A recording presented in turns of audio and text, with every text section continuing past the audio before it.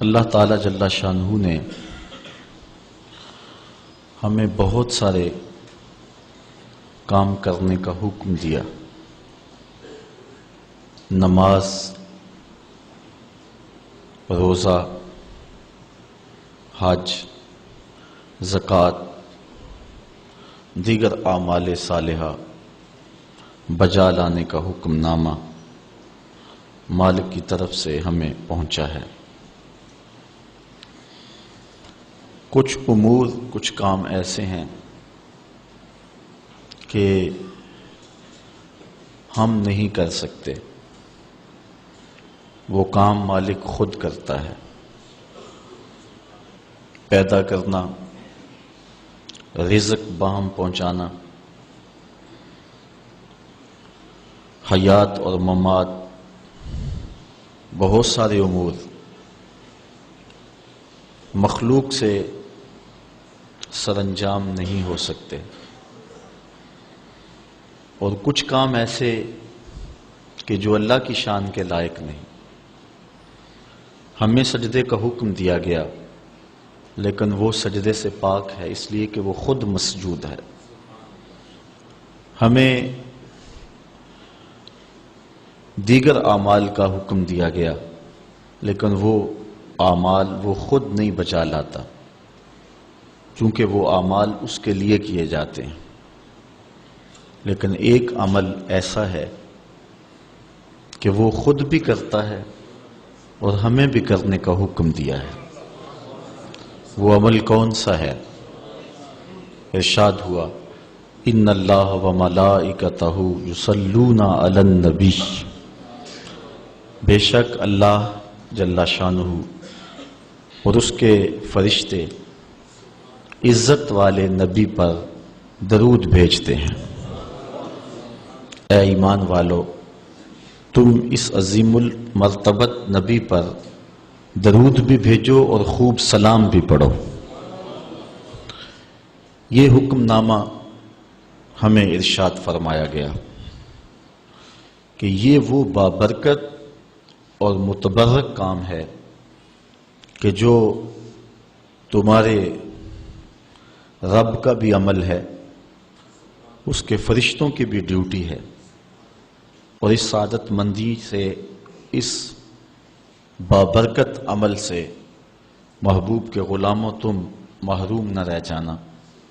تم بھی یہ سعادتیں سمیٹو اور یہ برکتیں حاصل کرو، میرے مصطفیٰ پہ درود پڑھا کرو۔ اب درود کیا ہے؟ صلاۃ کا معنی درود کر لیا اور فارغ ہو گئے۔ درود بھی اردو کا لفظ نہیں ہے، یہ کسی اور زبان کا لفظ ہے جو اردو میں مستعمل ہے۔ تو صلاۃ کا معنی درود کیا، تو درود کا معنی کیا ہے؟ تو ہمیں صلاۃ کے معنی ڈھونڈنے پڑیں گے کہ یہ جو حکم دیا گیا ہے اس کا مطلب کیا ہے۔ تو اسی آیت کریمہ کی تفسیر کتاب التفسیر بخاری میں دیکھیں، حضرت ابو العالیہ رضی اللہ تعالی عنہ سے مروی ہے کہ یہ جو مصطفیٰ کریم علیہ السلام پر درود پڑھنے کا حکم دیا گیا ہے، جس کو عربی میں صلاۃ اور کسی دوسری زبان میں درود سے تعبیر کرتے ہیں، اس کا مطلب کیا ہے، اس کا مفہوم کیا ہے؟ تو حضرت امام بخاری رضی اللہ تعالی عنہ نے اس کو حضرت ابو العالیہ رضی اللہ تعالی عنہ سے روایت کیا ہے۔ فَهِيَ مِنْهُ عَزَّ وَجَلَّ ثَنَاؤُهُ عَلَيْهِ عِنْدَ الْمَلَائِكَةِ وَتَعْظِيمُهُ، کہتے ہیں کہ صلاۃ کا یعنی درود کا مطلب جب اللہ کی طرف نسبت کر کے معنی کریں گے تو اس کا مطلب اور مفہوم یہ ہوگا کہ اللہ تعالیٰ فرشتوں کی مجمع میں محبوب کی ثنا کرتا ہے، محبوب کی تعریف فرماتا ہے۔ ثناؤہ علیہ عند الملائکہ وتعظیمہ، اور محبوب کی عظمت کو بیان کرتا ہے۔ تو ہر وہ عمل جس سے حضور علیہ السلام کی عظمت کو بیان کرنا مقصود ہو، ہر وہ کام جس سے حضور کی ثنا کرنا مقصود ہو، یہ صلاۃ کے درود کے زمرے میں آئے گا۔ حضرت علامہ محمود آلوسی شکری بغدادی علیہ رحمہ تفسیر روح المعانی میں صلاۃ کا مفہوم بیان کرتے ہوئے ارشاد کرتے ہیں وَتَعْظِيمُهُ إِيَّاهُ فِي الدُّنْيَا بِإِعْلَاءِ ذِكْرِهِ وَإِظْهَارِ دِينِهِ وَإِبْقَاءِ الْعَمَلِ بِشَرِيعَتِهِ وَفِي الْآخِرَةِ بِتَشْفِيعِهِ فِي أُمَّتِهِ۔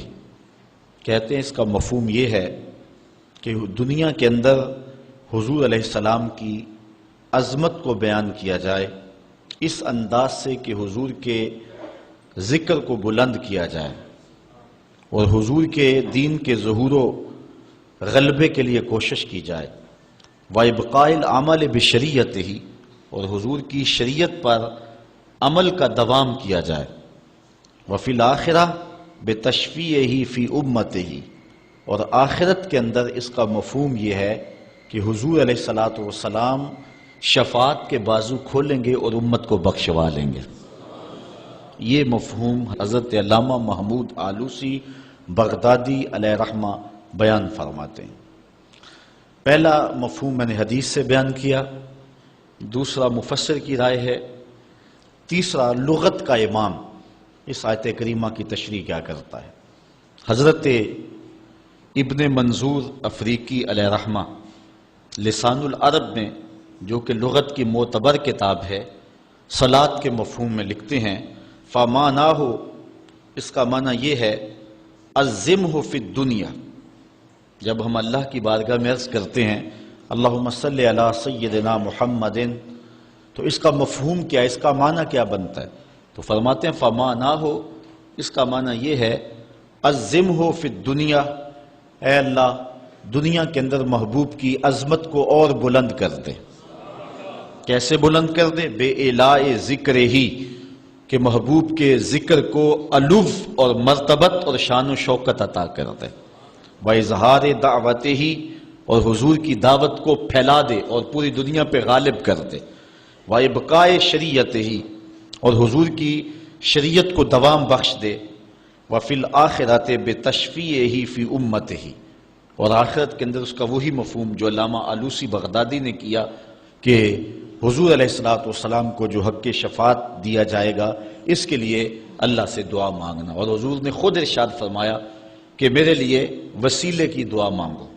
یہ جو ہم اذان کے بعد دعا مانگتے ہیں کہ اے اللہ ہمارے آقا و مولا کو مقام وسیلہ عطا فرما، اور حضور علیہ السلام کے لیے یہ دعا مانگنا ہے، اور حضور مقام محمود پہ جلوہ فروز ہوں گے اور وہاں حضور کو خاص کلمات دیے جائیں گے جو اس سے قبل نہ کسی نے بولے ہیں نہ اس کے بعد کوئی استعمال کرے گا، وہ حضور کو القاء کیے جائیں گے اور ان خاص لفظوں سے حضور اللہ کی تعریف فرمائیں گے، اللہ کی حمد بولیں گے، اور اس حمد کے صلے میں اللہ تعالیٰ محبوب سے فرمائے گا محبوب مانگتا ہے جو میں تجھے عطا کرتا ہوں۔ تو حضور کیا مانگیں گے؟ خود فرمایا کہ ہر نبی کو اللہ نے دعا کا کوٹا دیا ہے، اس نے وہ دعا دنیا پر ہی مانگ لی، لیکن میں نے اپنی دعا کو آخرت کے لیے بچا کے رکھا ہے، اور وہ کیا ہے کہ میں گناہ گاروں کی شفاعت کے لیے اللہ کے حضور عرض کروں گا۔ یہاں امام اہل محبت امام احمد رضا خان فاضل بریلوی کا انداز دیکھیے، پیش حق مجدہ شفاعت کا سناتے جائیں گے، آپ روتے جائیں گے ہم کو ہنساتے جائیں گے، وسعتیں دی ہیں خدا نے دامن محبوب کو، جرم کھلتے جائیں گے اور وہ چھپاتے جائیں گے۔ جب دامن شفاعت کھولیں گے تو بڑے بڑے گناہ گار اس شفاعت کی پناہ میں آ جائیں گے، بلکہ شفاعت کا جب دامن کھلے گا تو نیکوکار بھی گناہ گاروں کی صفوں میں شامل ہونے کی کوشش کریں گے کہ ہم حضور کی شفاعت کے حقدار بن جائیں۔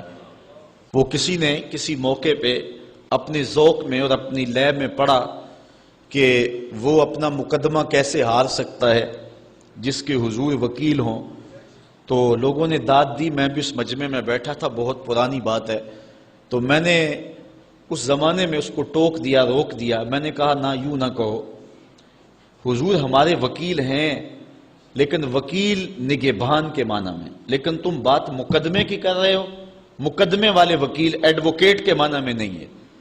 چونکہ جو وکیل ہوتا ہے وہ جج کو کہتا ہے صاحب میرے موکل نے یہ جرم نہیں کیا لہٰذا چھوڑ دیں. اگر جرم ثابت ہو جائے تو پھر سزا پکی ہوتی ہے. تو جو وکیل ہوتا ہے وہ یہ ثابت کرتا ہے کہ میرے موکل نے جرم نہیں کیا لہٰذا چھوڑا جائے. حضور ہمارے وکیل نہیں ہیں، ہمارے شفیع ہیں. وکیل کہتا ہے جرم نہیں کیا چھوڑ دے، اور شفیع کہتا ہے سب کچھ کیا ہے میرا آنا دیکھ لے. حضور وکالت نہیں فرمائیں گے، حضور شفاعت فرمائیں گے، اور حضور کی شفاعت سے بڑے بڑے گناہگاروں کو نجات ملے گی. شفاعتی لأہل الکبائر من امتی. حضور فرماتے ہیں کہ میں امت کے بڑے بڑے گناہگاروں کی سفارش کروں گا. تو یہ حضور علیہ السلام کو حق دیا جائے گا آخرت کے میدان میں. اور آقا کریم علیہ السلام سجدے میں سر رکھیں گے. بخاری شریف میں حدیث شفاعت اٹھائیں، ایک بار نہیں 4 بار سر رکھیں گے، اور ہر بار رب کہے گا کہ مالک سر انور تو اٹھاؤ، جو کہو وہ مان لیں گے، جس کی سفارش کرو گے وہ قبول کر لیں گے. اور پھر حضور سفارش کرتے چلے جائیں گے اور امت کو بخشواتے چلے جائیں گے. فرمایا اوتیت الشفاعہ، مجھے شفاعت دی گئی. اور ہر نبی کو ایک دعوی مستجابہ، قبول ہونے والی دعا زندگی میں عطا کی گئی. دعا کا خصوصی کوٹا دیا گیا. ہر نبی نے وہ دعا کا حق دنیا پہ استعمال کر لیا، لیکن فرمایا کہ غلاموں میں نے وہ دعا تمہارے لیے بچا کے رکھی ہوئی ہے. یہاں فاقے کاٹ لے، تکلیفیں کاٹ لی، دکھ برداشت کر لیے، اذیتیں تکلیفیں کیا کچھ نہیں تھا جو حضور علیہ السلام نے برداشت نہیں کیا. لیکن وہ شفاعت کے لیے حضور قیامت کے دن بازو رحمت کھولیں گے تو پھر گناہگاروں کی نجات کی ضمانت ہوگی. تو حضرت علامہ ابن منظور افریقی علیہ رحمہ فرماتے ہیں کہ یہ مفہوم ہے صلاۃ کا. جب درود کی نسبت اللہ تعالیٰ کی طرف ہو تو اس کا مفہوم ہوتا ہے نزول رحمت. اللہ تعالیٰ جل شانہ اپنے محبوب پر مزید رحمتوں کا نزول فرماتا ہے، جس سے حضور کے درجے بلند ہوتے ہیں اور حضور کی عظمت میں اور اضافے ہوتے ہیں. اور جب فرشتوں کی طرف نسبت کی جائے تو فرشتوں کی طرف نسبت بھی دعا کے معنی میں ہے. اور جب ہم اللہ کی بارگاہ میں یہ دعا مانگتے ہیں کہ اے اللہ اس پیارے محبوب علیہ السلام پر رحمت نازل فرما، تو یہ اللہ کی بارگاہ میں گزارش ہوتی ہے. اسی لیے علماء نے کہا کہ درود ایک ایسا وظیفہ ہے جو کسی صورت میں رد نہیں ہوتا. چونکہ ہم یہ کہتے ہیں اے اللہ اپنے پیارے نبی پر رحمت نازل فرما، وہ تو پہلے ہی فرما رہا ہے. تو ہم کہیں یا اللہ اپنے نبی پہ رحمت نازل فرما، تو کیا اللہ فرمائے گا کہ میں نہیں فرماتا؟ اس لیے یہ ہو ہی نہیں سکتا. علماء کہتے ہیں کہ جو درود ہے وہ بہر صورت قبول ہوتا ہے. اس لیے حضرت عمر رضی اللہ تعالیٰ عنہ فرماتے ہیں کہ دعا کو درود کے ساتھ جوڑ لو. درود تو قبول ہونا ہی ہونا ہے، تمہاری دعا بھی قبول ہو جائے گی. چونکہ اللہ تعالیٰ جل شانہ کی یہ شان نہیں ہے کہ بعض کو قبول کر لے اور بعض کو ترک کر دے. ہماری فقہ کا بھی مسئلہ ہے، اگر آپ نے کسی سے سودا لیا ہے، اس میں کوئی ردی چیز آ گئی ہے اور کچھ صحیح آ گئی ہے. اب یہ نہیں آپ کر سکتے کہ جو صحیح صحیح ہے وہ رکھ لیں اور ردی واپس کر دیں. یا تو وہ صحیح کے ساتھ ردی بھی قبول کرنا پڑے گی، اور یا پھر جو ہے وہ صحیح بھی واپس کرنا پڑے گی. یہ نہیں ہوگا کہ مرضی کی رکھ لی اور مرضی کی واپس کر لی. یا سارا سودا قبول کرنا پڑے گا یا سارا سودا واپس کرنا پڑے گا. تو اللہ تعالیٰ جل شانہ کے حضور جب درود کے ساتھ دعا مانگی جائے تو پھر اللہ تعالیٰ جل شانہ اس دعا کو چھانٹ کے الگ نہیں کرتا کہ میں نے یہ نہیں قبول کرنی. درود کے ساتھ جو مانگی ہوئی دعا ہے اللہ وہ بھی مستجاب فرما لیتا ہے، وہ بھی قبول فرما لیتا ہے.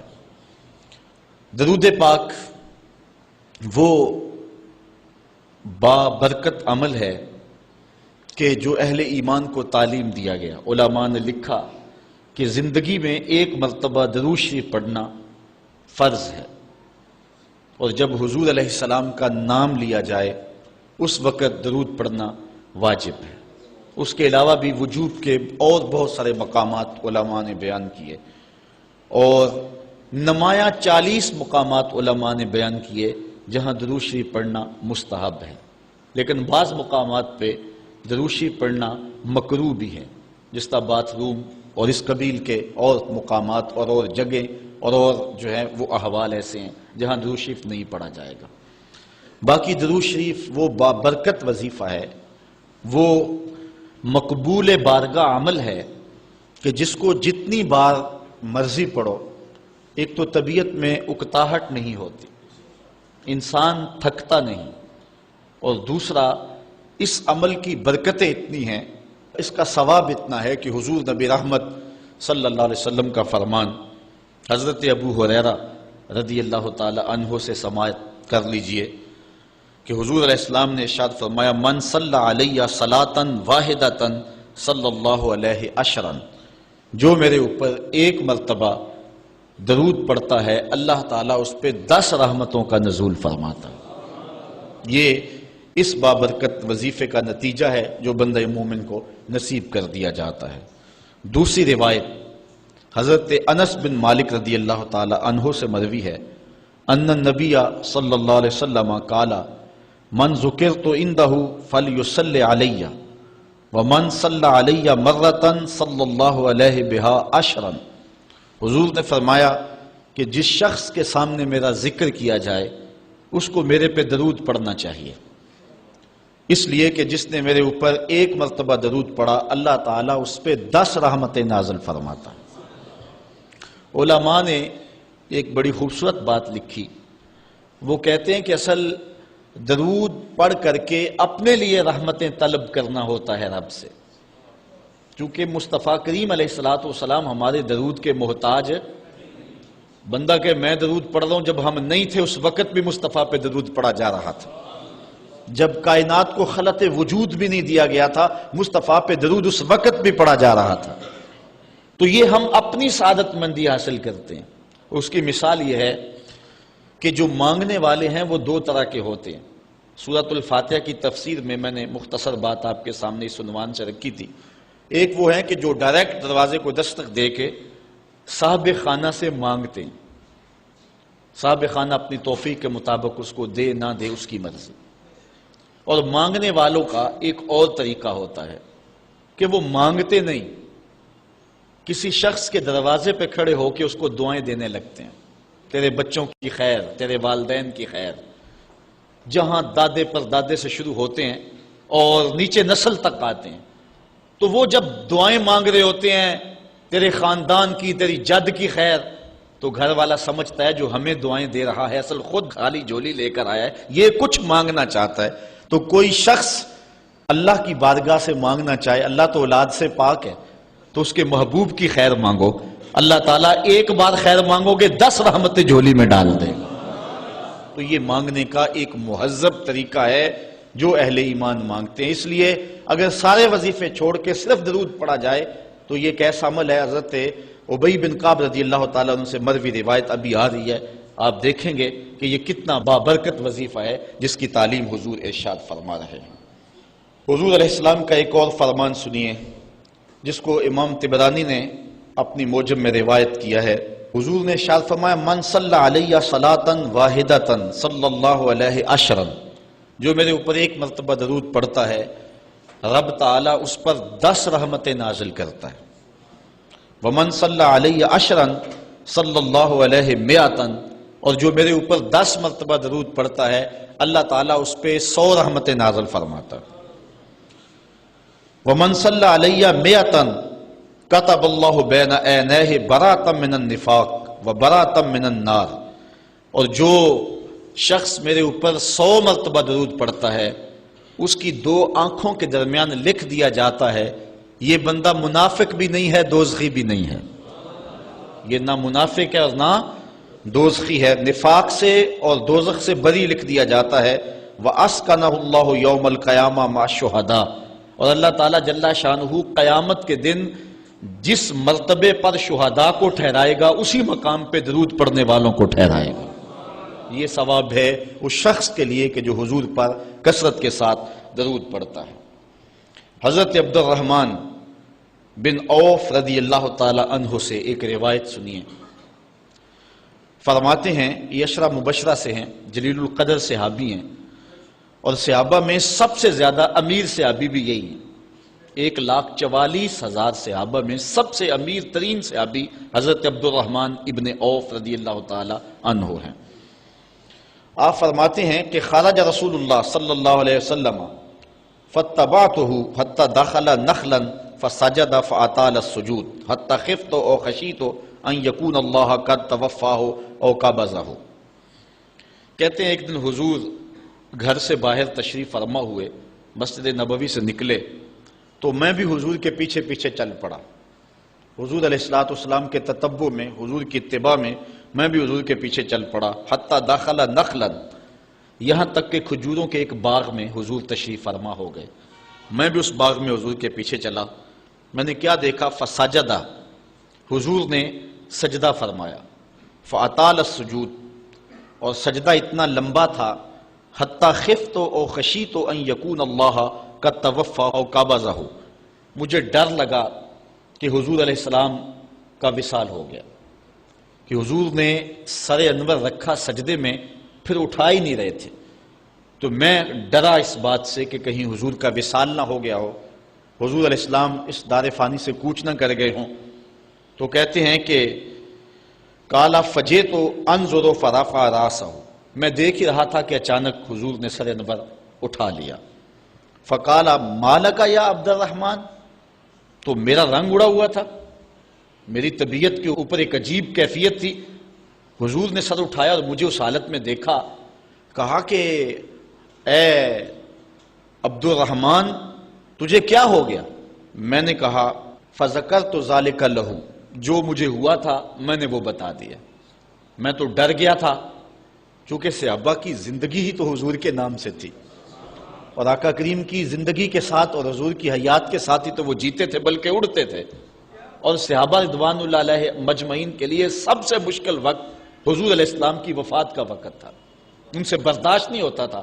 آپ نے پڑھا ہوگا، سیر میں علماء سے سنا ہوگا، حضرت عمر نے تلوار نکال لی تھی حضور کے وصال پر، کوئی کہے تو صحیح حضور کا وصال ہو گیا، میں گردن کاٹ دوں گا، روتے تھے، عجیب کیفیت تھی۔ حضرت ابوبکر صدیق نے ہاتھ آگے کیا، لیکن حضرت عمر جو ہیں وہ ان کی بات بھی سننے کے لیے تیار نہیں تھے۔